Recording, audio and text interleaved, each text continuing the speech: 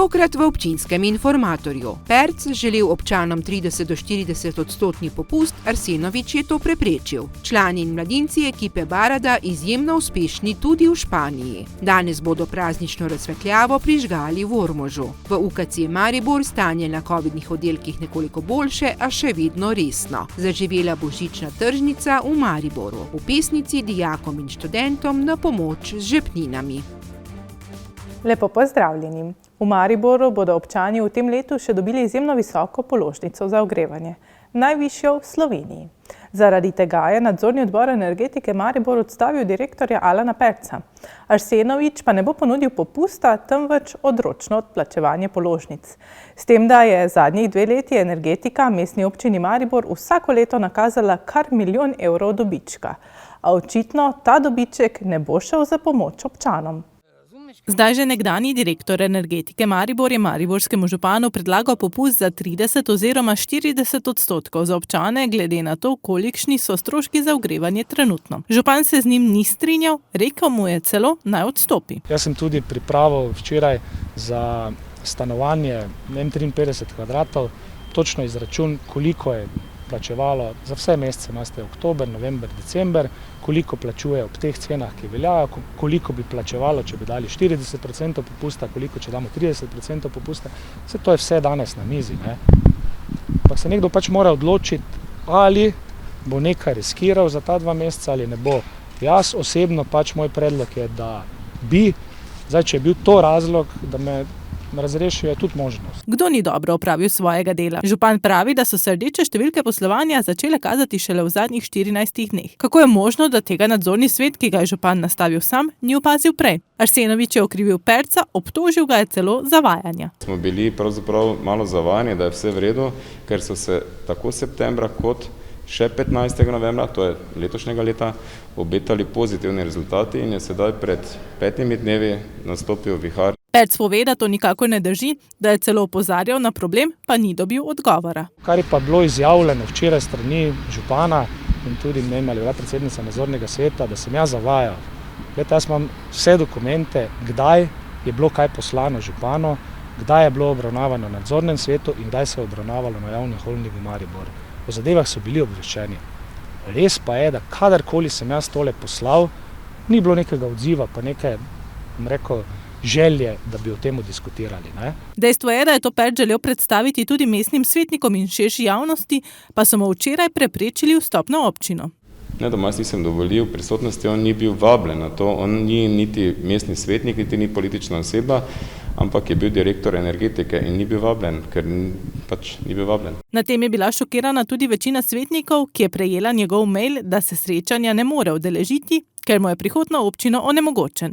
Pravzaprav me žalosti, da gospod Perc ni mogel prisostvovati pri sami razpravi. Dobili smo res 5 pred 12 njegovo odpoved oziroma prepoved v vstop v občino Maribor, v samo ustanovo, ker on je bil edini tisti kompetent, na kateri bi nam lahko podal tehtne odgovore na točno določena vprašanja. Perc je še poudaril, da sta kritična samo še zadnja 2 meseca tega leta, prihodnje leto bo cena ugodnejša, ne glede na to, kdo bo na čelu energetike Maribor. Mariborska cena bo od 1.1. zagotovo ena izmed najkonkurenčnejših cen. Dejstvo je, da je energetika Maribor v zadnjem letu v mestni občini Maribor nakazala kar 1 100 000 evrov. Župan pa očitno ne razmišlja o tem, da bi ta denar namenil občanom, da jim tako olajšal preživljanje težkih mesecev. Arsenovič morda problem vidi le v slabem poslovanju energetike Maribor, ki se toliko omenja, ne pa v izjemno visokem znesku na položnicah občanov. Ekipa tekvandoistov iz športnega centra Barada je bila ponovno zelo uspešna. Člani in mladinci so se vrnili z evropskega tekvando prvenstva v Španiji, kjer so ponovno segli po zlatu, srebru in brono. Izjemen uspeh so dosegli tako posamično kot ekipno. Med 15 uspešnimi tekmovalci športnega centra Barada, ki so posegali po odličjih v Španiji, je Sven Hojs, ki je domov prinesel zlato medaljo. Bom po pravici povedal, da sem jaz kar pričakoval, da bom dosegal medaljo. Seveda nisem pričakoval, da bo to zlata, ker je le prvo moje člansko tekmovanje. Prej v mladincih nikoli nisem posegal po najvišjih mestih v tekvandoju. Skozi mi je nekaj malega zmanjkalo, ali ena točka, ali čist malo, zdaj pa sem kar dal, vedel sem, da sem se dobro pripravil, da smo trenirali skozi celo leto tako moramo, pa da je medalja tisti realni cilj. Potem pa, ko sem videl, da so noge kar stekle čez dan, pa sem rekel, če pa danes ne grem do konca, pa ne bom še nikoli. Timotej Zavec je tekmoval tako posamično, kot tudi v ekipi, kjer se zašteva rezultate posameznikov, ter si prislužil 2 zlati medalji. Jaz bi rekel, da so občutki še bolj izraziti, kot bi bili sicer, in da je bila tudi konkurenca težja, kot bi bila sicer, saj so vsi po letu in pol bili dosti bolj lačni te medalje in tega rezultata. Smo se vsi trudili za to, trenirali smo leto in pol za to, tako da sem res zelo vesel. Tudi srebrna medalja, ki jo je v ekipnem delu prvenstva dobila Urška Gazvoda, se izjemno sveti. Dekleta so bile na borbe dobro pripravljene in motivirane. Torej, mi smo komaj čakali ekipne borbe. Se mi zdi, da kak smo se videli, cela ekipa skupaj smo bile tako, komaj čakamo soboto, da pokažemo pač kaj znamo. Ker smo po dolgem času imeli res dobro ekipo, člansko, in smo verjeli, da lahko pridemo na sam vrh. Nažalost nam je malo zmanjkalo finala, ampak smo zelo vesele z nastopi, pa zelo ponosne na nas. Srebrno medaljo med posamezniki in zlato pri ekipnem delu pa se je tokrat vrnil Žiga Zagoranski, ki je v dramatični zadnji borbi izgubil priložnost za zlato. Bila je finalna borba, dobil sem opomine, ki so po mojem mnenju bili zelo nepotrebni, torej dobil sem dva opomina za premočen udarec. In pol na koncu se je v žaru borbe, torej borbe je bilo dejansko že konec, jaz mislim, da sem zmagal. V tistem pa me je nasprotnik, torej Nemec, po končani borbi udaril. V tisti sekundi nisem vedel, kaj naredim in sem ga pač odrinil. In zaradi tega sem potem dobil nešportno kazen, ki me je stala borbe, torej bil sem diskvalificiran. A boril se je od začetka do konca. Vse borbe sem šel gladko skozi, tudi finalna borba je bila po mojem mnenju zelo dobro oddelana z moje strani. Vodil sem ga za, mislim, da 5 ali 6 točk razlike in potem se je to zgodilo, kar se mi zdi totalno nehvaležno, ampak ja, tako ste rekli, to je šport. Šport z zmagami in porazi, a vendarle, kot je dejal Zagoranski, gre za lekcijo in novo motivacijo za naprej. Trener pa je zadovoljen s prav vsemi tekmovalci. Smo ful ponosni na njih, pa tudi vi morate biti tudi na vse, mislim, tudi na tiste, kjer niso imeli, kjer jim ni ratalo priti do medalj. Vsak je dal res svoj maksimum, pa obnašali so se v dvorani, spodbujali en drugega, tako da mi smo ful ponosni. Nenazadnje so znova pokazali, da so sposobni dati vse od sebe in doseči, kar je mnogim sicer nedosegljivo. Danes večer je tudi Ormož zasijal v praznični razsvetljavi. Preverili smo, kakšni so njihovi načrti za letošnji december. Preverite v prispevku. Letos v Ormožu ne vabijo ljudi v mestu v prižigu lučk, saj bo prižig mogoče virtualno spremljati. Poskrbeli so, da bo kraj dobro okrašen. Vsako leto nekaj dodamo, tudi letos bomo to dodali, torej naša tako pomembna Sever Holandija bo dobila neko novo tudi zgodbo, tako da smo se potrudili, dodali tudi nekatere občanke in občani so se potrudili in tudi na svojem delu določene zadeve okrasili. Tako da lepo vabljeni v mesecu decembru v mesto Ormož, v našo občinsko mesto, da si pogledate, kaj smo pripravili. Z današnjim dnem smo zakorakali v najbolj prazničen in čaroben mesec v letu.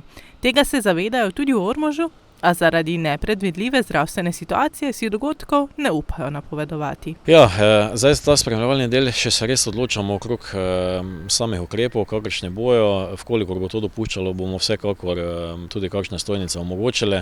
Drugače pa mesec december, tudi tam do nekako prva polovica januarja bomo te lučke imeli, tako da lepo vabljeni v tem času. Želijo si, da vsi občani postorijo vse, da končno premagajo ta čas, ki zdaj obkroža ljudi, da se prepreči žalost in skrb sosedom, prijateljem, znancem in sorodnikom. V Univerzitetnem kliničnem centru Maribor se je nekoliko znižalo število hospitaliziranih bolnikov na covidnih intenzivnih in akutnih oddelkih, a vodstvo izpostavlja, da je stanje še vedno zelo resno. Kadrov z teh oddelkov tako še ne bodo razporejali na njihova stara delovna mesta. Hvaležni pa so za pomoč prostovoljcev in pripadnikov Slovenske vojske. Direktor UKC Maribor je ob trenutno malenkost izboljšanem stanju glede števila hospitaliziranih bolnikov izpostavil, da so razmere v bolnišnicah še vedno zelo resne. Glede na situacijo v slovenskem zdravstvenem prostoru, glede na situacijo v ustanovah, ponovno apel na sodržavljane in sodržavljanke, držimo se pravil, upoštevajmo navodila stroke, cepimo se in vse ostalo, kar nam strokovne skupine svetujejo. Še naprej se je treba tega držati. Prihaja res da en čudovit, veseli december, ampak kot je bilo zadnjič že izpostavljeno, zaradi neupoštevanja pravil ali pa veseljačenja je vsaka smrt, ki se zgodi, tragičen dogodek. Pomočnica direktorja za zdravstveno nego UKC Maribor je osvetlila trenutno situacijo zaposlenih v zdravstveni negi. Ta trenutek imamo preko 300 zaposlenih v zdravstveni negi prerazporejene v različne COVID delovišča.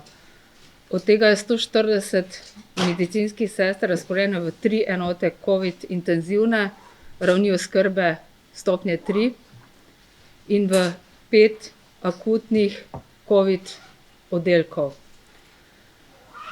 Pomagajo nam medicinske sestre iz zdravstvenih domov na mariborskem področju. Imamo tako 14 takih diplomiranih medicinskih sester in 2 tehnika in pa 3 diplomirane medicinske sestre na oddelkih, kjer je bil prerazporejen kader v COVID akutne oddelke. Ob tem pa je delo vključenih še nekaj prostovoljcev in pripadnikov Slovenske vojske. Hkrati se zahvaljujemo prostovoljcem Rdečega križa, ki so se vključili v velikem številu, torej 17 prostovoljcev Rdečega križa se nam je vključilo v pomoč pri oskrbi v COVID intenzivnih terapijah, vendar to ni vseh 17 vsaki dan, ampak po dnevih, kar je zelo dosti nam pomaga, in pa 5 prostovoljcev preko Slovenske filantropije v ekipo za logistiko pacientov in materialov.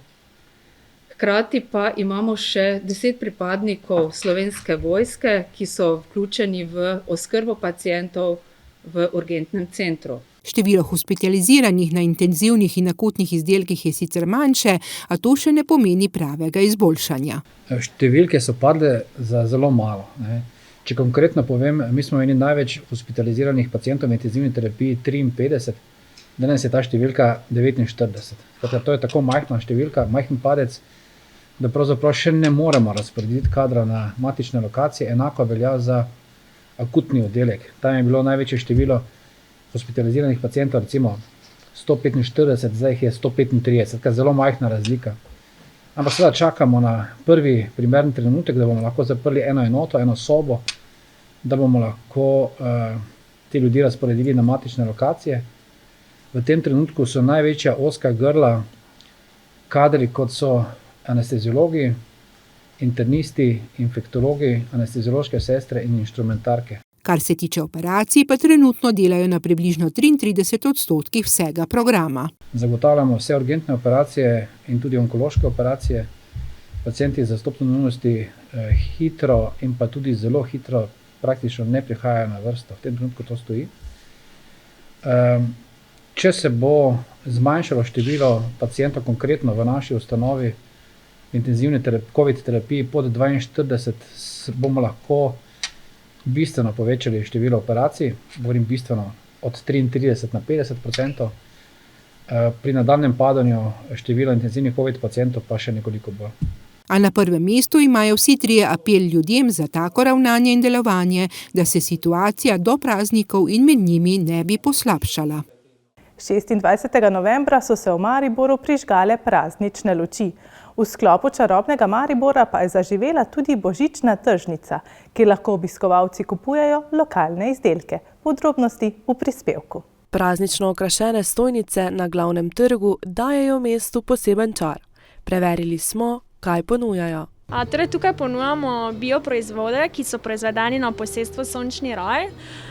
Ponujamo travarico, mede z različnimi okusi, potem ponujamo konopljino biokonopljine proteine, potem biočaje, CBD kapljice, ki so zdaj trenutno zelo, bom rekla, aktualne. Skratka, stvari za boljše počutje. Iz naše ekološke aronije in sicer imamo sokove, čisti sok, mešane sokove z drugim sadjem, potem imamo liker, aronija vino, različne marmelade, žganje, nekaj novega, to so čokoladne kroglice z aronijo.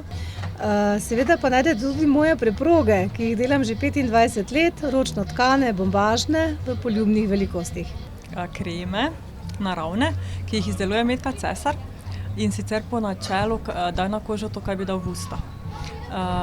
Za ognjičevo mazilo, na primer, ki je namenjeno prav vsemu, je protivnetno, antiseptično, je dobila zlato priznanje. Tako da super stvari. Mi prodajamo lesene izdelke iz različnih vrst lesa in so tudi zelo uporabne. Med izdelki lahko torej kupujete darila lokalnih kmetij, vinarjev, kape, šale in še mnogo več. Na stojnicah pa bodo oči zažarele tudi najmlajšim. Več vrst lizalk, od čokoladnih, standardnih božičnih teh, na primer, potem tudi žele bombone, sladkorno peno, pač ves sladki program, ki pa še v tem času, ne. In ravno za najmlajše so letos pripravili še eno novost, božični vrtiljak. Po nekaj dneh, odkar je tržnica začela delovati, je obiskovalcev bore malo. Tako kot je, če pogledate okrog, ti pogoji za ograjo so moteči, ne, za ljudi pa tudi za nas, pač. Ljudje ne radi grejo za ograjo. Vedano še ni takšnega zelo odziva, se mi zdi, da bo se to v mesecu decembru začelo bolj nekako, da bo več ljudi v mestu, zaenkrat še je bolj mrtvilo. Ja, zdaj zaenkrat je še težko reči o nekem zadovoljstvu, ne hitro je še. Mrzlo je, pa še zagrejeni smo. Že vidi po obisku, da je sigurno manj ljudi. Upamo na najboljše, no, ker nekako smo v to vrženi, ne moramo se izogniti, prilagoditi pa poskusiti najboljše, kaj zmore vsak. Sami si moramo narediti, da nam je lepo, ne? Tudi včeraj zvečer v obisku je bila božična tržnica skorajda prazna, a tisti, ki so prišli, so zelo uživali in jih ukrepi niso zmotili. Čarobno, praznično, luštno je, ne? Ja, malo mogoče to zmoti ta PCT, zato je manj obiskovalcev, ampak... Ful mi je všeč, božično vzdušje. Ja, mene tudi božično vzdušje ful všeč, tak glasba pa to mi je ful všeč. Ja, dobro, da sploh so, ker v nekaterih naših sosednjih deželah je tudi ni, ne? Ne, zdaj pač so baloni v prednosti, pa morda zdaj. Kaj ti si torej ti izbral, povej? Zdaj boš pa se verjetno še na vrtiljak odpravil? Tržnico lahko obiščete od ponedeljka do petka od 10. do 20. ure in v petek in soboto uro dlje do 9. ure zvečer, ob nedeljah in praznikih pa odpiralni čas nekoliko krajši in sicer od 10. do 18. ure. V občini Pesnica že drugo leto zapored podeljujejo žepnino dijakom in študentom, ki imajo stalno prebivališče v njihovi občini in se redno izobražujejo doma ali v tujini. Posebno pozornost dijakom in študentom namenjajo v občini Pesnica, kjer vsak, ki se pravočasno prijavi na razpis in ustreza kriterijem, prejme žepnino. Torej že drugo leto podeljujemo žepnine za dijake in za študente.